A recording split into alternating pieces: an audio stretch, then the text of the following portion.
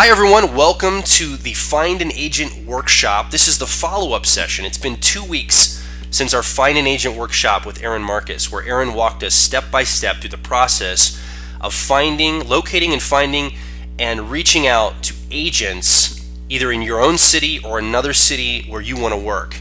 And we've gotten some people that have had homework they've turned in. We've got some people that have questions. So this session is basically your opportunity, if you're part of the original Find an Agent workshop, to ask Aaron any question and to give him some feedback on what's been happening in your life in your process of finding an agent. Aaron, welcome to the call. We're excited you're here tonight.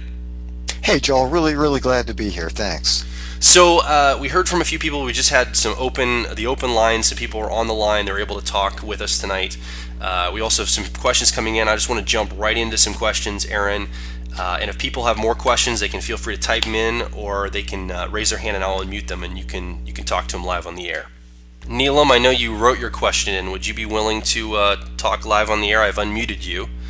Sure. Okay, great. Do you want to go ahead and ask your question to Aaron then? Yeah, sure. Hey, Neelam. I've gotten 2 jobs recently through 2 different agencies. That's And fantastic. Congratulations. yeah, I'm very excited. And one found me during an open audition with Roundhouse Theater with Actors Center open auditions, and Mhm. asked me, may I submit you for the Gaylord Hotel photo shoot? I said yes, and they came back and said you're one of the people they want to use.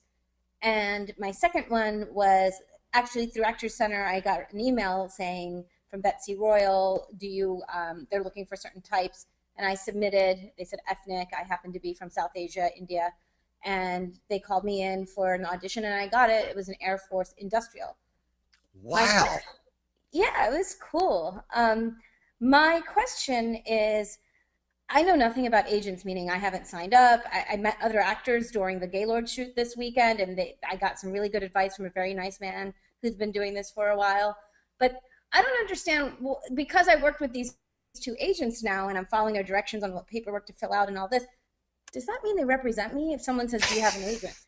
I mean, it sounds so silly, but I'm an No, outsider. I I don't I know. know exactly what you mean. Now, I'm curious, the agency that got you the Gaylord shot what's the name of that agency? They're called Carbone Entertainment. Oh, okay. Karen Carbone. Yeah. Okay, got it. Okay. So David from that organization showed up to an open audition from Actors Center, and asked Uh-huh. me. Got it. Okay. So the question that you're asking, basically, well, since you've gotten some work from these agents, do you think that they now represent you? And so let me just tell you, you happen to live in an area that's a little bit unusual in the sense that most of the actors and models freelance. None of the agencies that are in this area, outside of one that's kind of fashion oriented, require you to sign any kind of exclusive contract. So, unlike many other areas, people do freelance all over the place. So, since they did submit you, for a job, or in the case with Carbone Entertainment, I mean, they just happened to book you, directly for it. Um, yeah, I mean, they do represent you. But having said that, let me also just tell you that by booking the job, I mean, and that is fantastic, but there's another follow-up step that you want to take. You want to make sure that they remember you. You want to make sure that you aren't just one of, the thousands of people who could be either in their file cabinets or, one of thousands of JPEGs on a website. Mhm. So now that that's happened, you want to solidify that relationship a lot more. Mhm. And there are many ways of doing that. One of the things that you definitely want to do, and this holds true not only for you, but this is for everybody. You book the job, and then without a doubt, you want to send a little note to the agent. And what I find to be much more helpful than just sending an email, because it's kind of weird, but it's unusual today, and that is send either like if you have a handwriting like mine, you would want to type it. But if you have a nice handwriting that's that's really readable, write it out. And even if you type it up, send it through the U.S. mail. Send a letter, just saying, hey, I just want to thank you so much, for submitting me for this job. And you can even mention the job because they might not remember you. Right.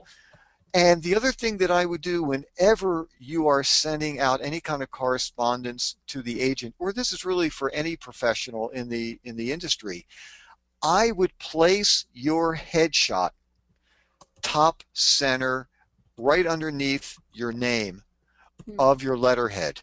So that way, as you're reading this really nice note that you sent them about booking this industrial, and by the way, just so that everybody knows, because not everybody might be all that knowledgeable about industrials. There are films, they're called training films, industrial films, and educational films. They're all the same. And especially if you're living anywhere in the Washington, D.C., it could be New Jersey, New York, but especially in the D.C., Maryland, Northern Virginia area, there are tons of actors who get hired for these training films. And it could be anything from training, it could be government employees, it could be films for the Army, it could be high-end technical things for fiber optic lines that are being planted in the ground, or it could be anything from suicide films to medical films. So anyhow, if anybody has an interest, that might be an area to consider. But you want to send a thank you note. Make sure they can see your face while you're sending the note. And I even do that even if it's just an audition or a go-see, which is the audition for models. I just want to thank them for thinking of me, because I realize how many people there are that they could have sent for this particular project. And that's regardless of whether I book the job or not. I just appreciate the fact that they remembered me. So yes, they do represent you without a doubt, but you want to solidify your relationship with them. And certainly by letting them know that you booked the job, you're sending a very clear message to the agent that you are marketable, you book jobs, they can count on you, and they are making money because of you. And that's how agents make their living. So yeah, they do represent you, and there are some other agents in the area that you want to contact as well. Places like Central Casting and Carlin Davis Casting. And once again, it's a little bit unusual, but in this particular market that you're living in the Maryland, D.C., Northern Virginia area, people wear multiple hats, and some days they kind of work like casting directors, some days they work like agents. In most other markets, the job description is much clearly defined. So there are a few other people that you definitely want to be in touch with, and in this area you can do that. You can freelance, unlike some other markets. I have a little bit of a follow-up question too. Absolutely. My question is, I generally became friends with meaning I was in friendly conversations with the people who hired the casting agency, so the client. Do I send a thank you note to them or not? Okay, and just so that you know, the technical term or the real term, and I've heard this a lot, but there is no such thing as a casting agent. You do hear that a lot, but they are just so you know, they're casting directors. And so you've got agents and casting directors. So you're asking, along with sending a thank you note to the agent, would you also send one to the casting director if they were involved, or the client also? Right. Absolutely. I do that all the time. And once again, if it's to, let's say it's somebody from the advertising agency, maybe it's the art director or the creative director who's on the set, and I get their information, or I go to their website and find their address. Absolutely, send them a note. Hey, it was great working with you on the Gaylord Hotel shoot, and once again, make sure your photo is there so they remember who you are, and love to work with you again in the near future. And absolutely, because a lot of the business that I get is repeat business, and it's like any other kind of sales job. Once you sell a product, and we are the product. Once you sell a product to somebody and they like it, well, of course they're going to want to buy you more. They want to buy more of it, whatever you're selling them, as long as it's a very high quality product, and that's what you are offering. So, the more you stay in touch with them. Now, I'm not saying you want to stalk them, and call them 3 times a day or anything like that, but it's really helpful to stay in touch. But sure, yes, send that initial letter just thanking them. It was great working with them, and hope you get a chance to work with them again in the near future. Ashley has a question.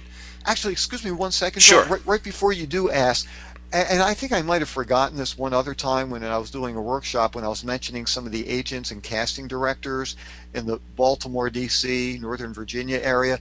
And without a doubt, I forgot about Pat Moran. Pat Moran Casting.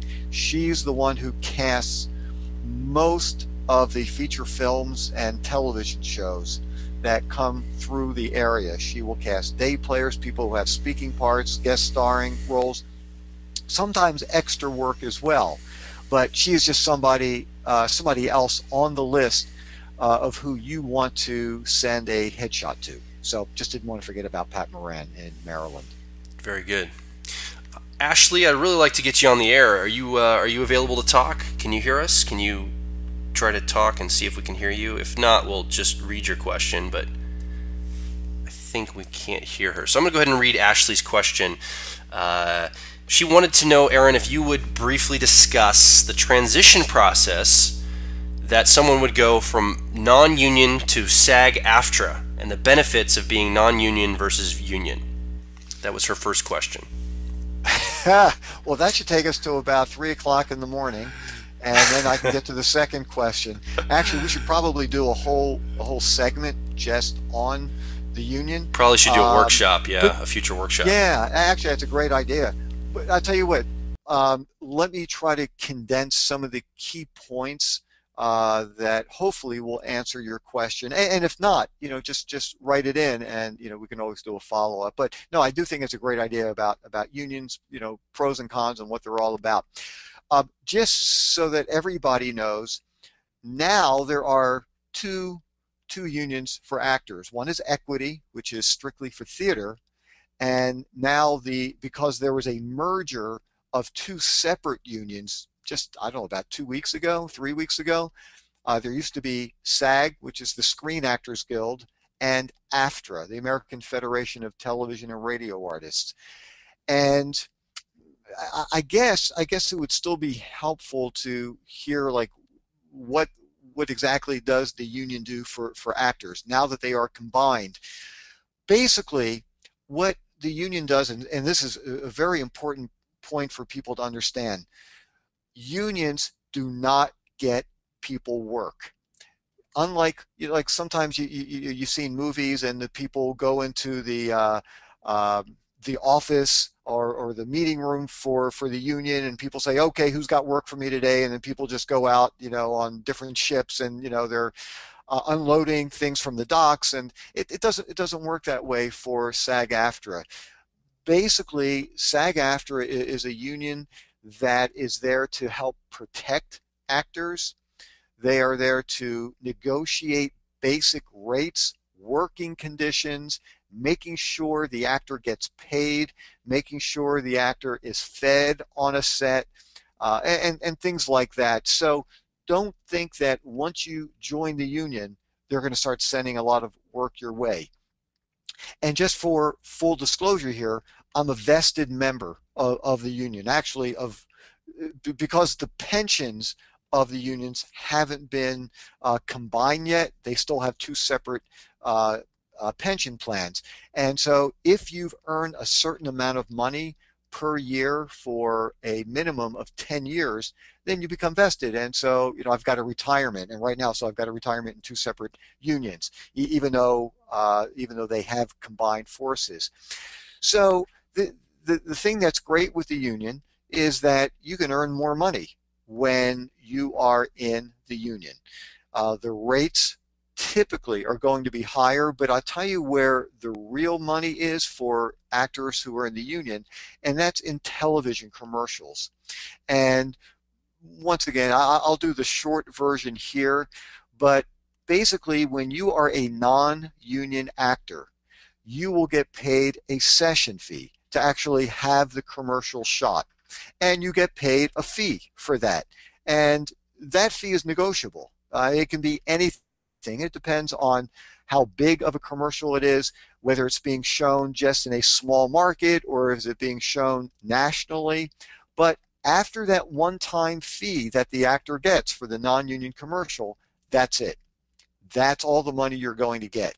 Now, when you shoot a commercial that is union, then the way that it works is, and there are a lot of different factors, but let me just give you the short version right now. Basically, every 13 weeks, a quarter of a year, if the company decides they want to continue to air the commercial, you will get a residual check. So when you hear the word residuals, at least for the TV commercials, that's what that means. That means it ran a 13-week cycle, and now they decided to run it again. And you will get your session fee. And by the way, just so you know, I believe it's $597 for an 8-hour day. Now, you know, during the next negotiations, those fees could change, but as of today, that's what it is. And then the one other piece of finances that go along with that there's something called units, and every city has a certain amount of units attached to it. So the larger the city, the more units there are. So if you have a TV commercial running in New York, Los Angeles, or Chicago, those are the 3 largest markets in the United States. So you will earn more money because there's a higher population and there are more units there. So that residual check will consist of your session fee plus the units that it's running in. So, you know, that's where actors, union actors, make their most money. Even though you might hear about actors who make, you know, up to $1 million an episode for you know, a huge hit television series. I mean, that's unusual, but it does happen.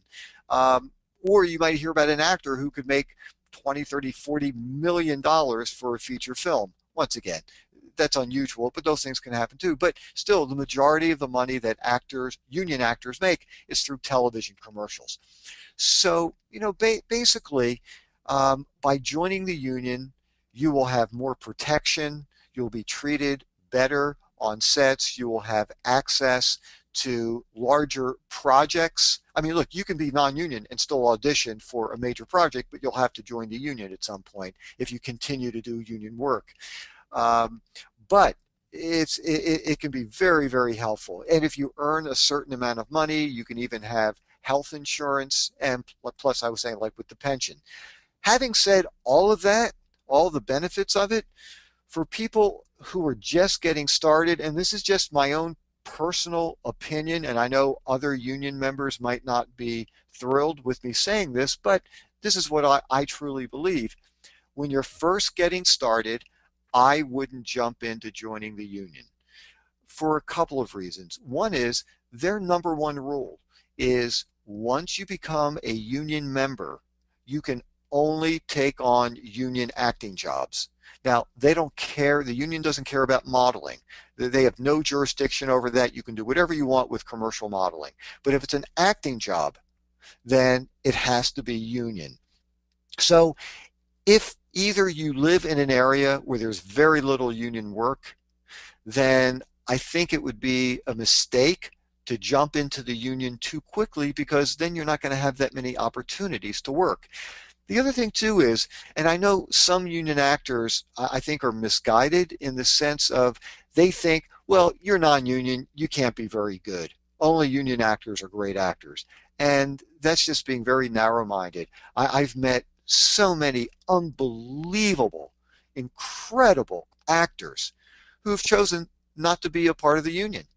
And so just because you're not in the union doesn't mean that you can't be great. But it's kind of like with any business.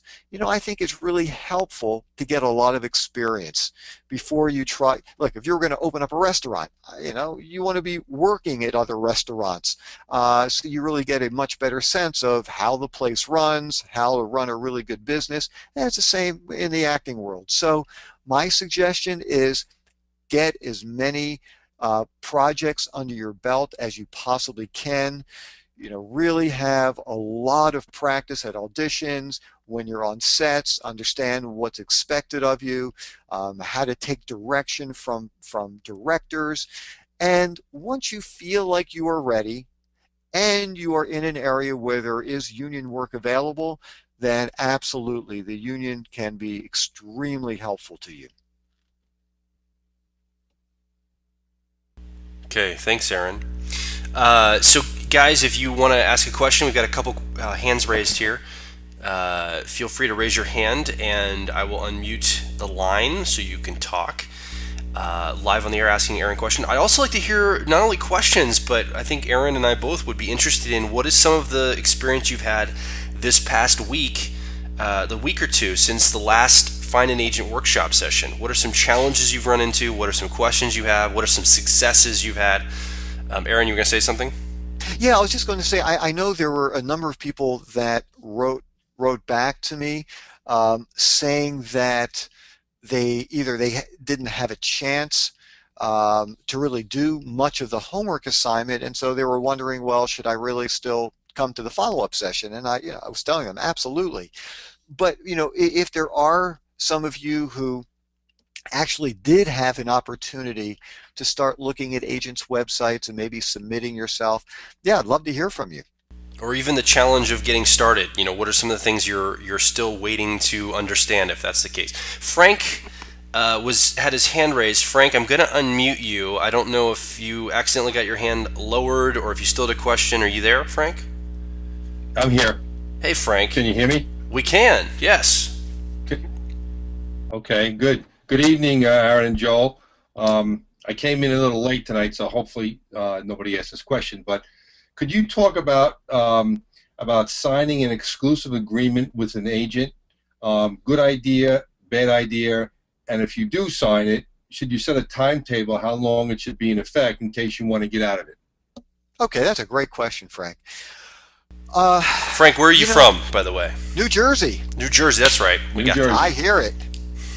My wife's from New Jersey, so I hear New Jersey. Okay. There are a few different ways of viewing exclusive contracts. Now, one of the things that's really important to know, if you are offered an exclusive contract, and even if you're not an attorney and you certainly, you're probably not going to hire an attorney, still you might be able to read it well enough to know, or you can simply ask the agent, does exclusivity mean that you are only exclusive with that agent in that particular area, or does that agent want exclusivity everywhere in the world? Most of the time I find that, and let me just pick New Jersey because that's where you live. If there's an agent in New Jersey that gives you an exclusive contract and you want to work with an agency in Virginia, well, I'd like to ask the agent, is that any problem for you? And my thought would be probably not. They're not going after the same kinds of jobs. The only issue I could imagine a New Jersey agent having with somebody wanting to work with somebody in Virginia is that the agent in Virginia might be taking you away from auditions, go-sees, and jobs that he or she would want to send you out for in New Jersey. But aside from that, it's not like there's another agency down the street that's going after the same types of jobs. So first find out, what exactly does exclusivity mean? The other thing that I would be considering if you're being offered an exclusive contract is, how much free time do you have to go out for auditions and go-sees and jobs? Most of the people that I know have full-time jobs who are doing this work. They either have full-time jobs, or they are full-time students, or maybe it's their children, and their children are in school, and they really don't have a tremendous amount of free time. And a lot of times those people aren't trying to make a living at it either. So they really wouldn't want things to get so busy that it's going to really interfere with what they are doing during the week. So trying to freelance with a lot of different agents in the area, and let's just say even if your agent isn't demanding that you do sign an exclusive contract, you might not want to do that because the agent down the street that you want to contact, they could be submitting you for the exact same types of jobs, or specifically the same job. So that's just another thing to keep in mind, is really how much free time do you have. And if you can find an agent that you like, that believes in you, that is talking about submitting you for projects, I wouldn't have any problem at all signing an exclusive contract and seeing what happens. And I had a very interesting experience with an agency in a certain state. And I used to work with them pretty regularly, and then all of a sudden it just died. And I wasn't hearing from the agent. So what I did with this particular agent, that I do with all agents when I stop hearing from them, is I would contact them, and instead of asking the agent, hey, how come you're not getting me any work? I'm not hearing anything from you, and basically kind of blaming the agent in a sense, what I do is this, and I twist it a little bit, and I'll ask the agent, just wanted to find out, I haven't worked with you, haven't heard from you in a number of months. Wanted to ask, do you have any suggestions for me as to what I can do to try to get more work?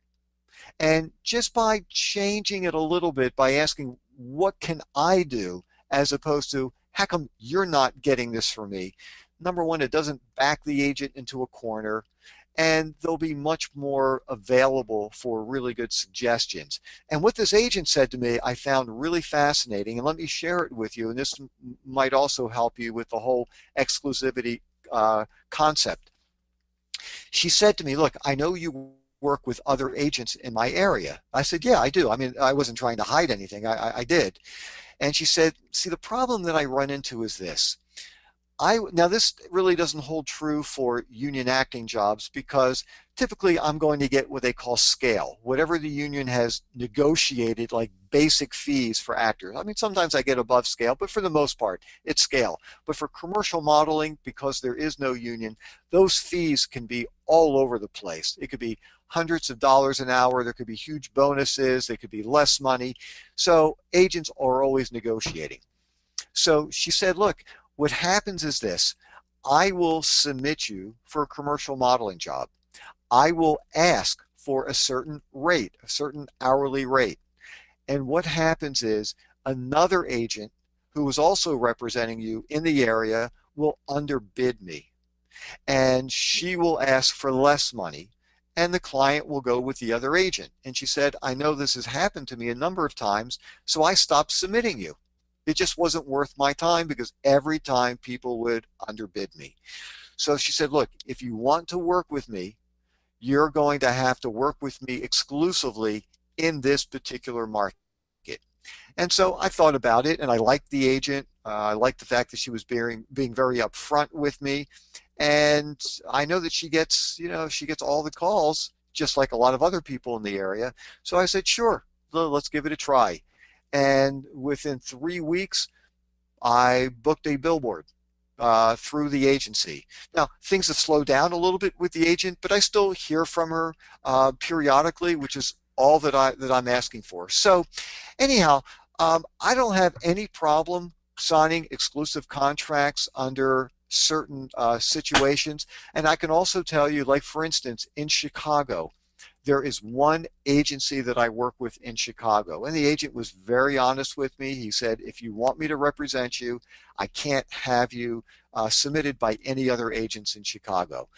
And I said, sure, let's give it a try. He's a great agent. And so I have done that in certain markets. And one other thing to keep in mind, there are some casting directors who cast for film and TV, and they've made it very, very clear that when an agent is submitting an actor, the actor has to find one agent to submit them to their casting company. Because what happens sometimes is when an actor freelances with a number of agents in a certain market, and all, let's say 2, 3, or 4 agents will submit the same actor's headshot to that one casting director for that one particular part, well, then the casting director doesn't know which agency to contact to bring that talent in. And so to avoid that casting director getting any agents upset because they would say, well, why didn't you bring in that talent through me? They just throw the headshots away, or they will delete the JPEG. So that's another reason why it can be very helpful to have one agent submit you for, certainly TV shows and film, or even commercials. Thank you. Sure, you're welcome. Thanks, Frank, for the question. If you've got questions, comments, things you've run into, challenges this week, last 2 weeks since the last session, feel free to raise your hand to talk live on the air. I think Frank has another question, actually, so I'm going to unmute Frank. And if you've got a question, go ahead and raise your hand. I'll unmute you in a minute. Frank, you still there? Do you have another question? Or did you just hit the button by accident? I think you hit the button. Well, actually, no, hey, I'm done. Okay. Oh, you know what? But stay on the line, because I have a question for you. Okay, let's unmute Frank again. There we go. Frank, so I know that you were in the process of sending out, were you going to send a headshot and a composite sheet to some of the agents in the New Jersey area? Well, you're a little ahead of me. I'm actually in the process of getting my photos done. Okay. My headshot and composite sheet. So that should hopefully be done within another, 10 days. And I started to make a list of the agents that I would send that information out to. I've kind of worked on my cover sheet and intro letter. And once the pictures are done, I probably have like 8 or 10 that I'm going to send out. And that's then fantastic. I'll probably look into the New York area and then pick a couple out from there as well. But that's cool. But your advice, your advice was well taken in that going through these agents' websites, you really find out some that, hey, that's not for me. They're showing, guys 24 years old, which I'm not, and that just eliminates me. So I move on. Then I saw a website that was for ages 3 to 18. So I said that doesn't fit. So, and then the ones I found, I looked and see how many were in my category, and said this might be good because I don't see a lot. So it was very helpful what you went through on the last workshop. Oh, great. Well, thank you very much. And and it's very similar. Even like, for instance, let's say you're an author, of a book, and you're trying to do promotional work to help publicize the book. Well, before you start sending cover letters to different radio shows or television shows, you've got to, check them out and see what's the format, what is their audience.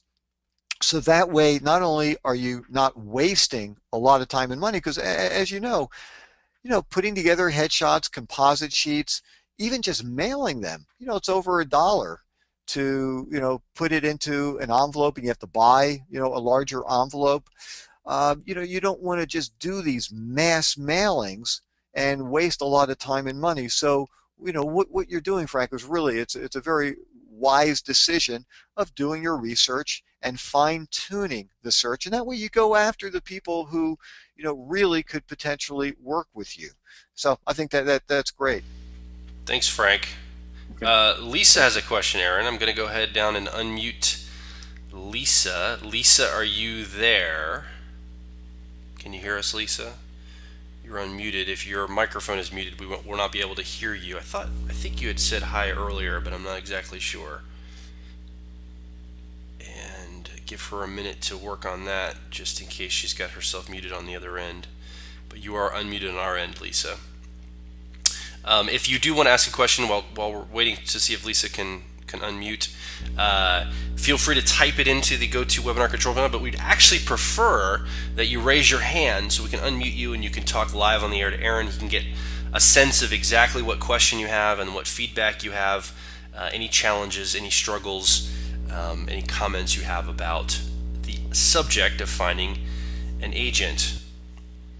And still don't hear Lisa. So Lisa, maybe if you could just type your question in. We're having trouble hearing you on this end. I'm going to go ahead and remute your line, and feel free to just type that into the control panel, if you're able to figure out your speaker system, go ahead. Ashley's got another question she typed in, and I tried to unmute her earlier, so that didn't work. But she says, let's see here. Where's her other question? I know the Washington, I'm guessing Washington, D.C. market is unusual in some ways. I have sent my headshot resume to several agencies locally. It seems as though they have put me in their databases. I actually recently had an inquiry from 2 agencies about working on the same project. Would you discuss how the situation should be best handled? I'd prefer not to mention the agency's name. Sure. So. Wow. Well, first, I'd like to say that is a great problem to have. You know, most of the time, actors or models are always concerned about not hearing from anybody, not getting any offers about auditions or go-sees or jobs. So when you are being contacted by 2 different, if I understand this correctly, you were contacted by 2 different agents for the same project, and I'm assuming that's what you're referring to. Maybe if you could just type in yes, so I can keep going in that direction. Let's see. Yes, correct. She says. Okay. Okay. So typically, here's how the industry works with that. Whoever contacts you first, that's who you go with. So if agency A and agency B both contact you and say, hey, I've got an audition or I've got a job, for you, for something, if A contacted you first, that's who you want to go with to the audition. Now, here's a little piece of advice, because I ran into a very similar situation, and this was many years ago, and I will make it very long and really uncomfortable story short and less painful. It was a very similar kind of situation. It was for a go-see, and 2 different agents called. The first agent, I called back. I was put on hold. Never heard. I'm just waiting and waiting, and I was at the airport, as a matter of fact, and I couldn't wait any longer. As I'm heading over to the plane, another agent calls for the same go-see. So eventually, the first agent called back and said, "Look, I've got the information." I said, "Hey, I'm sorry, I can't do it. I already accepted with somebody else." They were very unhappy. So here's my suggestion: go with the agency that called you first, and then send an email to the other agent and just say, "Thank you very much for the call. I'm not available." And you aren't available because you already took it with somebody else.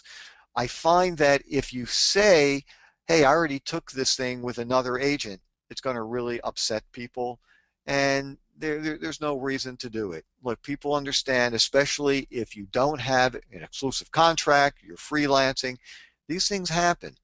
And so, I would, accept it with whoever contacted you first, send another note, send a note back to the other agent, thanking them, just say, "I'm just not available."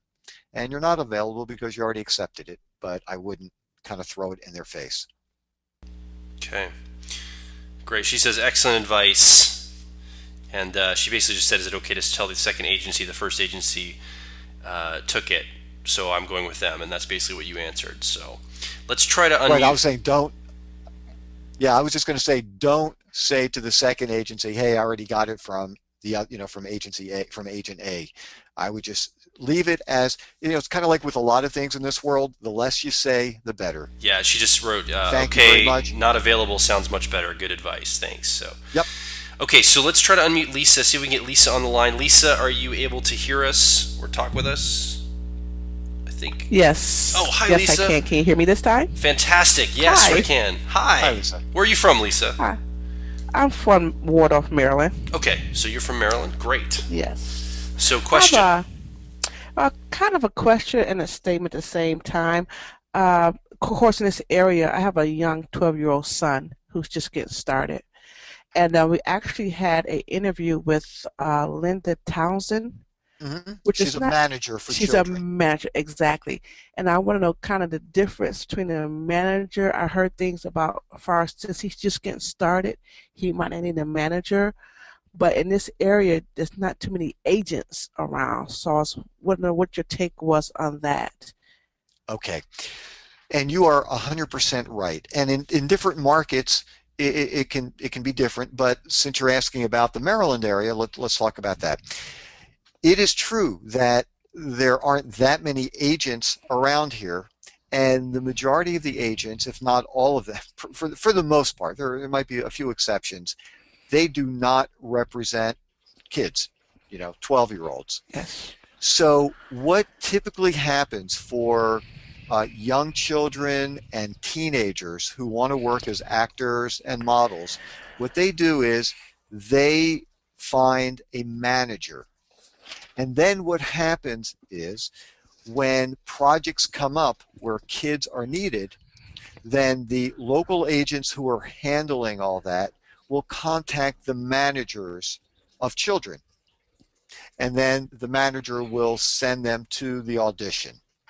So there are, I know like in the Maryland area, there are 3 managers that I know of in the area. And Linda Townsend is certainly one of them. She's probably been around the longest. And so, I would definitely, check out all the managers and see how you feel. I know there's one in the Silver Spring area, I believe. There might be one in the Washington area. And so, yeah, that's really the best route to go. Typically, the way that it works and the differences between a manager and an agent is this. The manager is really looking at the overall career of the talent. They're trying to figure out what kinds of jobs are right for this particular, for the person they're representing. They help map out an entire plan for the whole process of getting work as an actor.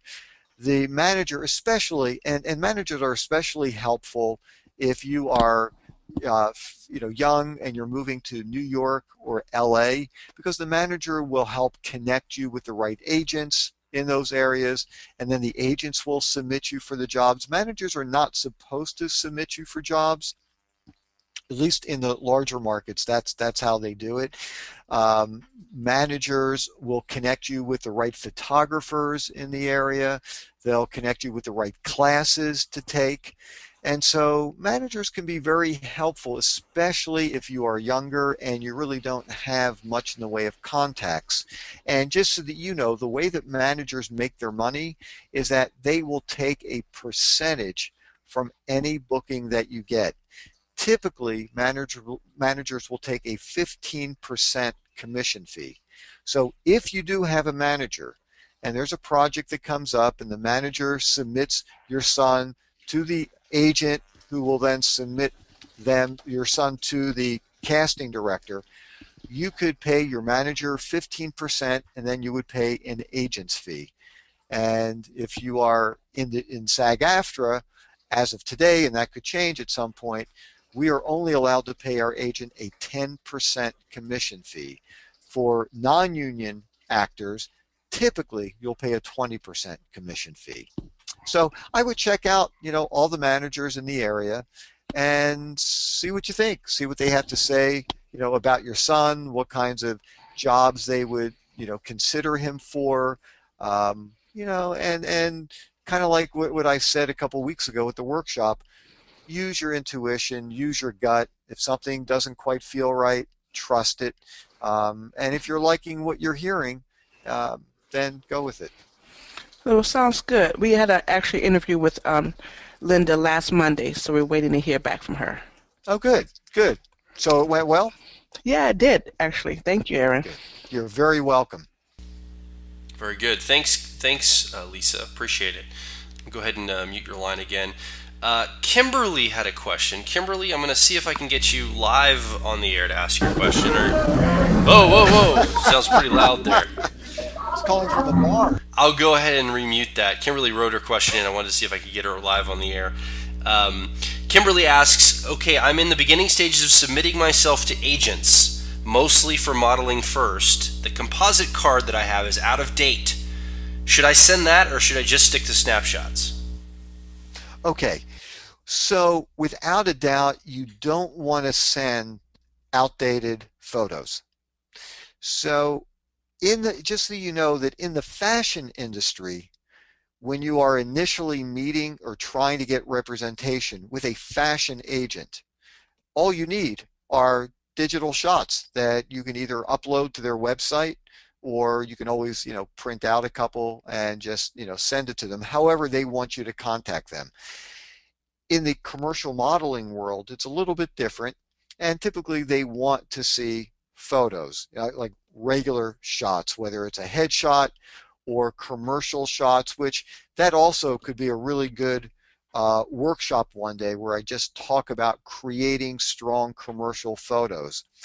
And yeah, I mean, you're going to want to at least just have some nice, clear, sharp images taken of you, so that you can show them to the agents. And the reason for that is agents need to see what you look like photographed. And it's an interesting thing. There are some people in this world, you look at them and they can be absolutely beautiful, and you put them in front of a camera and they just look like a deer caught in the headlights. And there are other people that you look at in person and you think, yeah, I mean, they've got a nice look, and you put them in front of a camera and they just explode and jump off the page, and they are just loved by the camera. So that's why whenever you're meeting with an agent and you want to discuss representation, they have to see some kind of photo, even if it's just a very basic photo. Now, a couple of suggestions with the photos, and once again, this isn't going to be a workshop about photos, but just make sure that, and you want to have a couple of them. I mean, certainly the best thing is to create really strong commercial shots, and once again, you can get all that information in my book, How to Become a Successful Commercial Model, but I'll probably do a workshop on that at some point in the future. But at least have a sharp, clear shot, at least from the chest up, so your face is really clear. And I would also have some kind of shot where they get some kind of sense of body type. So make sure that whatever clothing that you are wearing, it's form-fitting, so they get sense of what your body looks like. I'm not saying you have to go out and take bikini or shots in a bikini, but just something that doesn't look like you're wearing a burlap bag or something, so they get a much better idea of what you look like. But yeah, without a doubt, and this is for everybody, not just you, Lisa, don't send in photos that don't look like you. That's just a really, really bad mistake, and can leave a really bad impression with agents. And when you first meet them, you don't want to start off that way. Thanks, Aaron. So we're going to go to Neelam. She's got another question. Before we go to her, we're approaching about the hour mark in the question and answer session. So I'm going to kind of give a last call. If you've got a question you want to ask, feel free to push the raised hand icon on the GoToWebinar control panel so I can get a sense of how many more questions we have before we finish out the session. A few people are raising their hands. We're going to go to Neelam first, but kind of last call for questions, guys. Go ahead and push the GoTo control panel, raise your hand. This is your chance to ask Aaron live anything you want to ask him about finding an agent, acting and modeling, whatever that might be. So let's unmute Neelam. Neelam, can you hear us? My question is there a time frame when to get aggressive with agents? So someone told me it's really slow right now, so if I really wanted to start submitting and get in people's minds, I should wait until sort of fall, winter.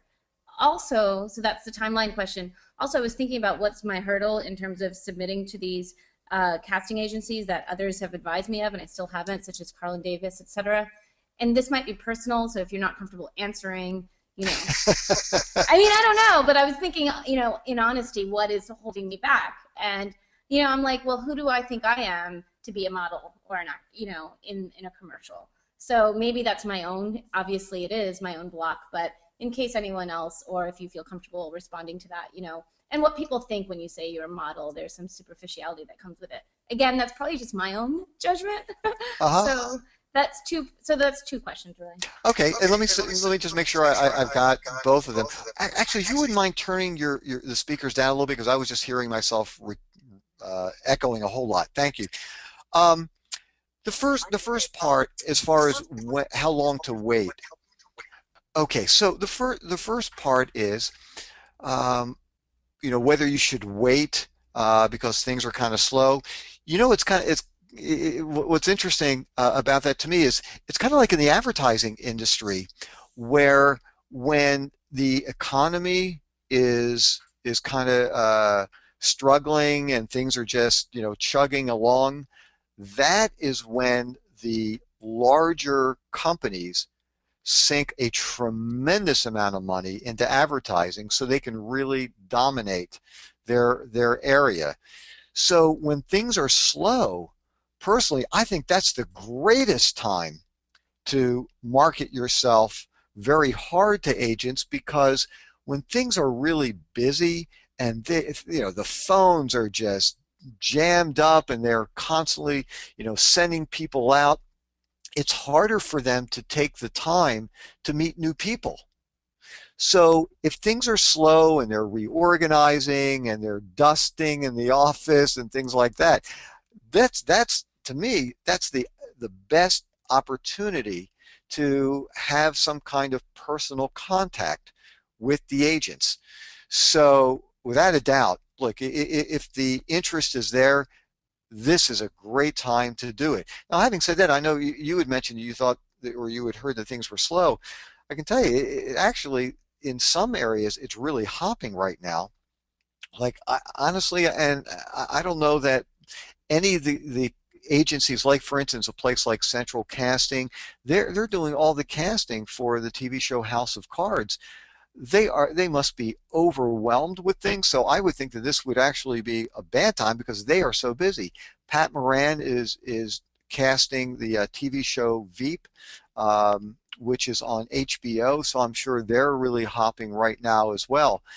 But when things are slow, absolutely, I would start doing it right this moment and don't wait, because even if things are busy, I would still tell you to market things now, because the worst thing that can happen is that they throw your photos away or they delete your emails. That's the worst thing that can happen. Best thing that can happen is they see you, they like your look, and they want to call you in.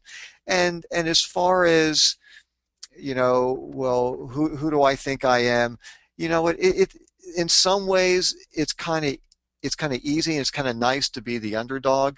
I remember when I first start going to New York, I kind of had some of those exact same feelings, and even at that point, I was already pretty experienced. I had done hundreds and hundreds of jobs, and my composite sheet was really good, and I had a lot of interesting acting jobs, and my headshot was strong.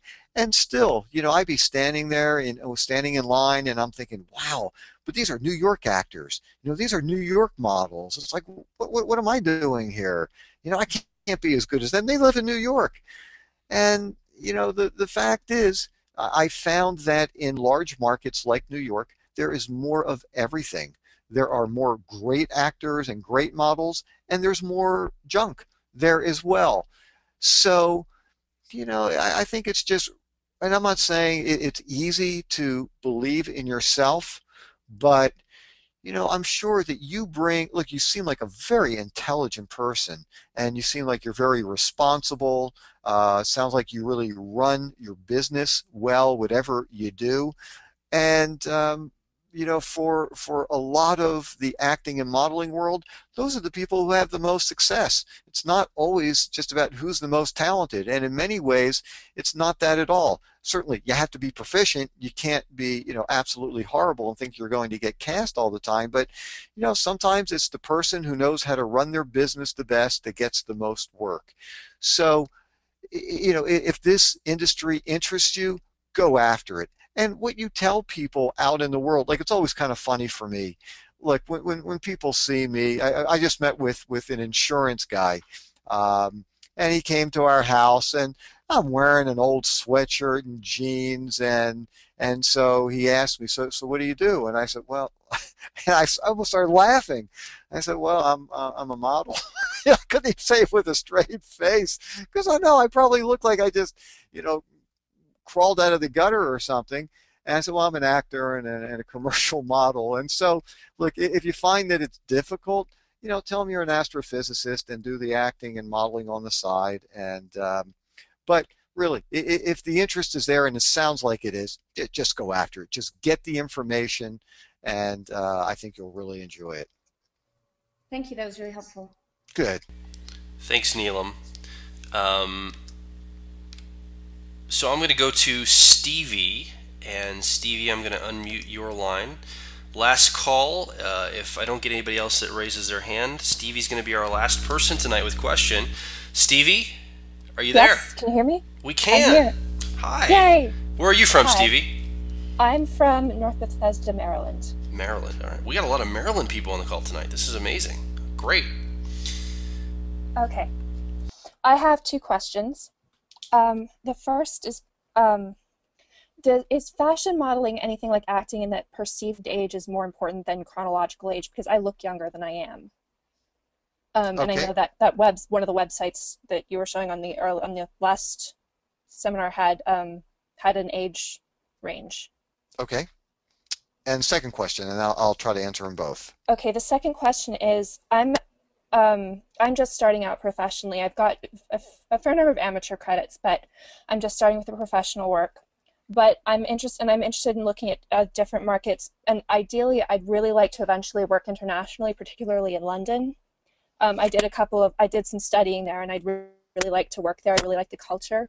Is there, at this point in my career, any point in even trying? And if not, is there anything I could keep? If either way, actually, is there anything I should keep in mind for the future, or if I do try? Okay, well, let me ask you. I mean, normally I don't ask women how old they are, but since you're asking about the fashion world, I am going to ask, or at least if you want to just give me an age range or whatever it is. I mean, are you over 21? Can I type you the answer? Well, you know what? I won't be able to see it, but I tell you what. You don't even have to tell me. Okay, Let me just give you the facts. Okay. Here are the facts. Typically, and once again, of course, there are some exceptions to the rule, but pretty much in the fashion world, if you are over 21 and you haven't already made it as a fashion model, the chances of working as a fashion model, it's going to be very difficult. Okay. Once again, and I'm not telling you don't pursue it. If you are over 21, don't give it a try. Please do that, because the worst thing that can happen is people will say, nah, you're getting started too late. That's the worst thing that can happen, and that's not such a bad thing. Or who knows, maybe you will be, if you are over 21, maybe you are the exception to the rule. But just so you know, typically that's the way it works. I'm talking about a high fashion world. Okay, I'd actually be plus size anyway. I don't know if there's more or less leeway there. Okay, so you're a plus size. You want to be working as a plus size model. Yes. Well, I mean that's the size I am. Oh, okay.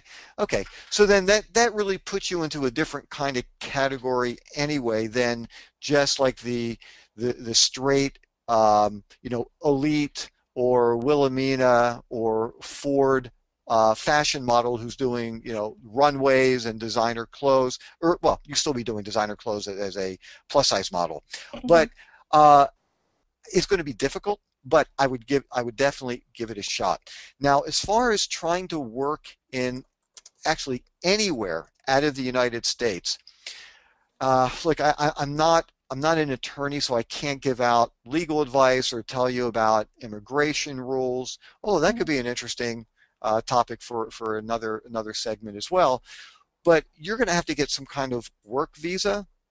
If you're going to do this legally, which I highly recommend that you do, you're going to have to get some kind of work visa to work, and let's just pick London. Now, my understanding from some of the agents that I know who are in the States who have worked with Canadians, there are ways, especially for some of the agents that are either in the major markets or on the border, there are ways of getting work visas. And there is money involved.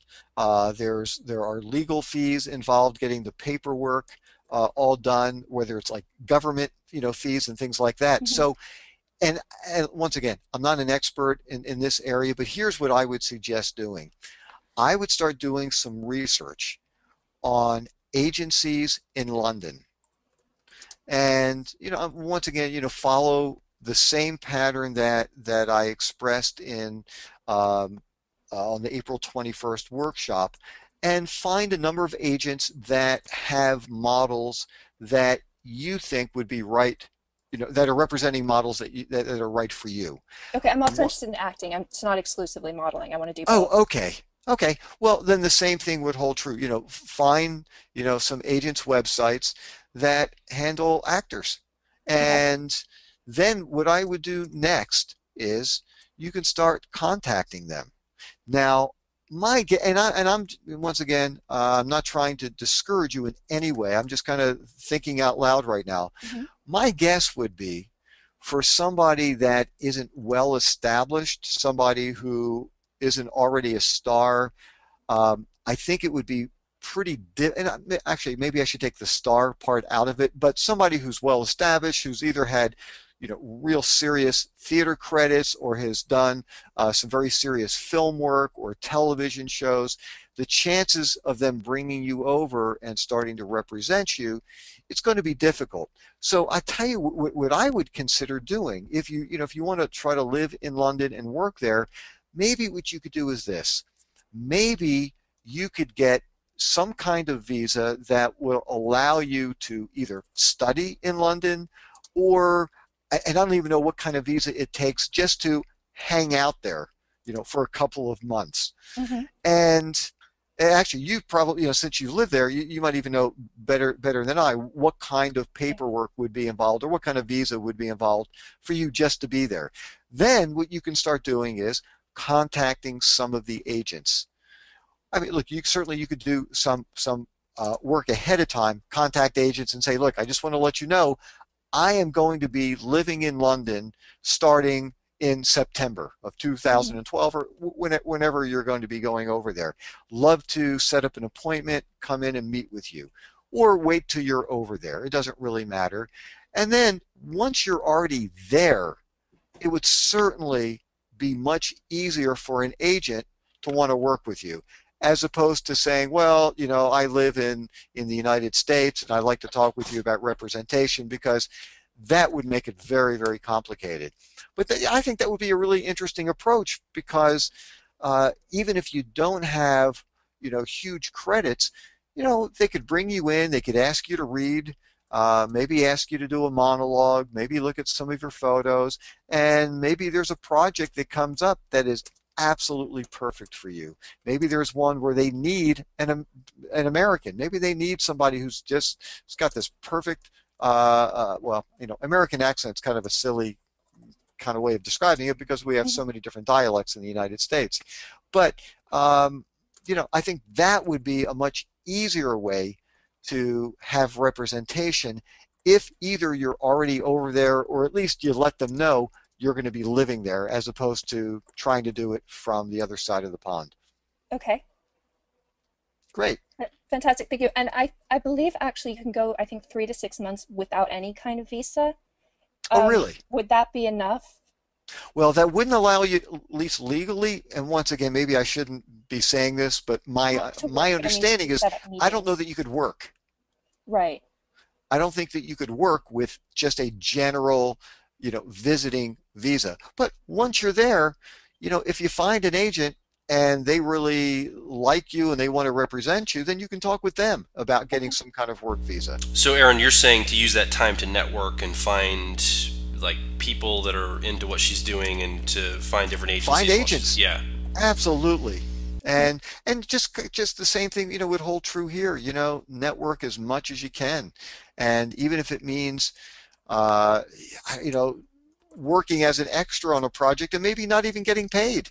Just tell them, hey, look, I just want to get some experience. I want to make a connection with you. Maybe that would be a good way to just meet other actors in the area, and maybe you could get a tremendous amount of information. Or maybe they have organizations that you can go to, like, for instance, in the States. Well, actually, I think they might even have affiliate branches around the world, but I'm not 100% sure. It's a Women in Film and Video. And maybe there's a Women in Film. There are some are called Women in Film, some are Women in Film and Video. Maybe they have one in London. Okay. And I'm sure there are plenty of organizations that you can connect yourself with to get some of the specifics of how to go about trying to get work in that particular market. Okay. Hey, good luck with it. Great. Thank you so much. Sure. Thank you, Stevie. Great question. Virginia, are you there? I'm going to unmute you. I know you had a question for Erin. Are you able to talk live on the air? Can you hear us? Yes. Hi. Yes. Hi. I was wondering, I had submitted a number of headshots this past summer at IMTA to various agents. And I'd like to know if there's any way to find out if they're still considering me, or should I resubmit these, or what? Okay, well, whenever you submit a headshot to an agent, it's always a tough thing because, one, you never know for sure, did they get it? And then, certainly the question pops up, well, how long do I wait before I contact them again? And I don't want to be a pain to them. So here's a little suggestion and actually I guess this is kind of like a two-parter. One is, if you're submitting to an agent, let's say for the first time, one thing that you might want to consider doing, and it's a couple extra dollars, but it might make your life easier. You can actually just create a little form letter that says, I received, and you can put your name, I received your headshot, and there could be a little checkbox, and would like to talk with you further about, possible representation. Maybe there's another little box that says, I received your headshot, in CompCard, and we're not interested at this time. And once again, have a little checkbox there, and then take that little, letter, stick it in a pre-stamped envelope, like a little business envelope with your name and address for where it should be going, and you can have the agent's information on the upper left-hand corner, so it's coming from them. Make sure you put the stamp on it ahead of time so they don't have to do anything, and that way they can look at your materials. All they have to do, and you're going to send that along with your headshot and CompCard, and then all they have to do is check off one of those two boxes and put it in the mail. And that way you will know within days whether they have an interest or not. Now, I do know that the way that some agents work is that they get so busy and they get so many pieces of mail every single day, they set aside a certain day or a couple of days a month. They go through everything, and then they start sending, notices back to people who they are interested in contacting for possible representation. Typically, agents don't contact talent to say thanks but no thanks, because they just get too much, and they spend all day just sending out those kinds of notes or making those phone calls or sending those emails. So anyhow, so that is one possibility, just to find out if they did get it and what their thoughts are for the future. The other thing, you could also have like a certified letter, or have a certified postage on your envelope. And once again, at least that way you know it arrived, you know when it arrived. Still, that could leave you up in the air a little bit, but at least you know they got their hands on it. Typically, what I would suggest is maybe, sending another follow-up, either email or letter. I generally do not like to call agents just to ask them if they received the materials, because most of the time they're not going to remember you. So if I were to call up and say, hi, it's Aaron Marcus. I sent you a headshot, 3 months ago. Just wanted to find out, did you get a chance to look at it? Any thoughts about it? They're not going to have a clue as to who I am, especially just by a phone call. So I'm really thinking that maybe if you're going to do a follow-up, typically I like to wait a couple of weeks. Maybe give people a week, maybe 2 weeks tops, and maybe just sending, that letter, and you can put that letter inside another letter and just mail it to them. And that way you'll get some definitive information as to, whether they got it, and also whether they're interested in talking with you.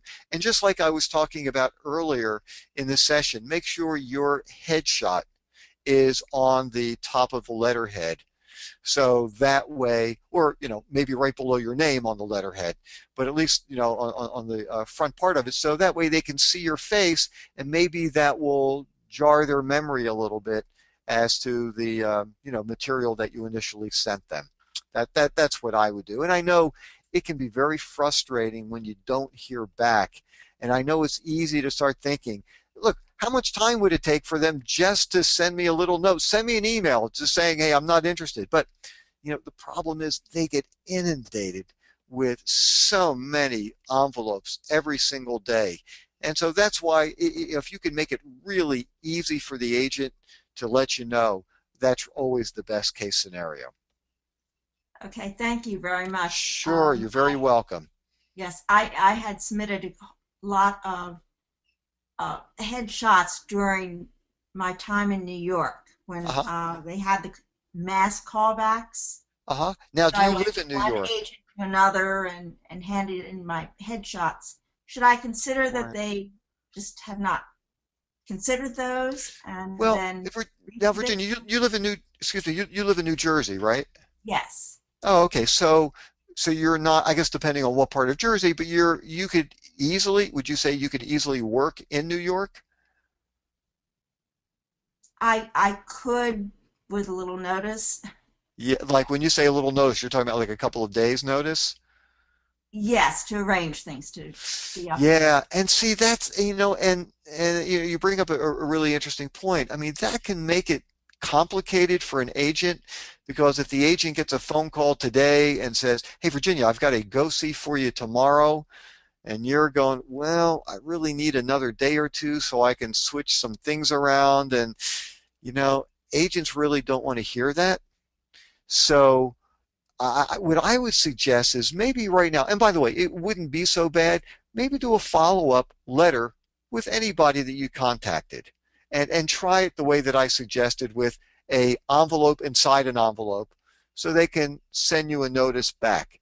But the other thing is, maybe try to find an agent in New Jersey that's closer to you, or Philadelphia. Once again, I don't know what part of Jersey and whether Philly is closer to you, or maybe there are some agents in the New Jersey area that would be better for you. But maybe trying to find some local agents would make your life a whole lot easier, and it'd be a much easier and better way to get started. And then if you find that you're getting some work and you want to start expanding into a little bit further market, then maybe hit the New York market, especially if you're not hearing back from those people after a second round of notices.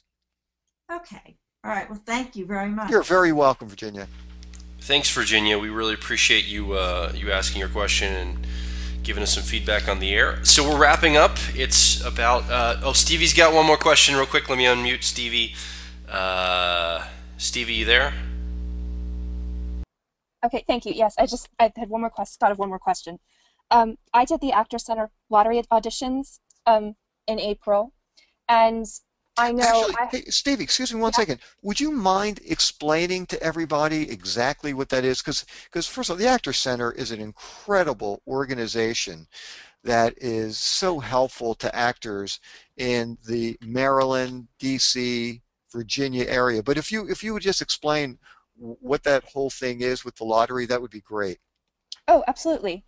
It's where there are a certain number of spots, and they do a lottery for actors to get those audition spots. They're 2 minutes long each. You can fill it up with any combination of monologues or monologue and song you want, and then but those 2 minutes, they bring auditors from all over the sort of local area, like film producers, casting directors, theater companies, and so there are anywhere between 40 and 60 people watching you do this one audition.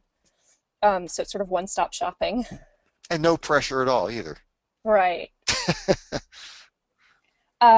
So I did mine, and I know there were, you know how many people are interested in you, or how many people keep your headshots, because you know how many you gave out and roughly how many auditors are in the room.